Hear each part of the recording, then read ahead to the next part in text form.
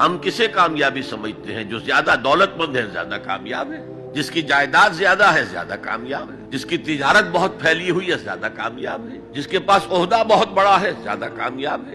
یہی ہمارے کامیابی کے تصورات ہیں۔ ان تمام تصورات کی نفی ہے۔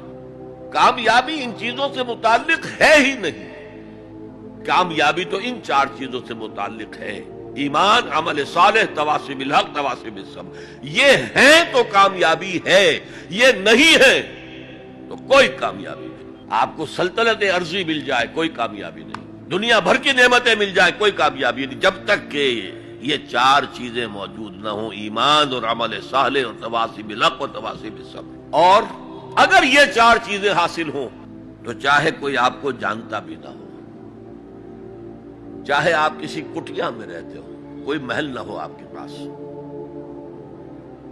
چاہے آپ کو روکھی سوکھی بھی مشکل سے ملتی ہو، آپ کامیاب ہیں۔ یہ ذہن میں رکھیے، معیار جب تک ہمارا یہ نہیں بنے گا ہم اسلام کے راستے پہ چل ہی نہیں سکتے۔ اس لیے کہ انسان جو بھاگ دوڑ کرتا ہے، جو سعی کرتا ہے، دن رات محنت کرتا ہے، راتوں کو سوچتا ہے، پلاننگ کرتا ہے، وہ کامیابی کے حصول کے لیے۔ اگر کامیابی کے یہ تصورات ہیں تو انہی کے لیے بھاگ دوڑ کرے، دنیا میں گم ہو جائے گا۔ یہ معیار ہے در حقیقت، جیسے کہ حضور نے فرمایا صلی اللہ علیہ وسلم کہ بہت سے لوگ ایسے بھی ہوتے ہیں جو اگر کسی محفل میں جانا چاہیں تو بار نہ پا سکیں، انہیں اجازت ہی نہ ملے۔ اگر وہ کہیں رشتہ کرنا چاہیں تو کوئی انہیں رشتہ نہ دے۔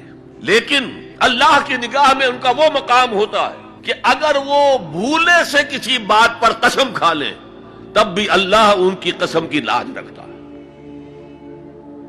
آپ سوچئے ابو ہریرہ کا کیا مقام تھا، ابو ذر کا کیا مقام تھا۔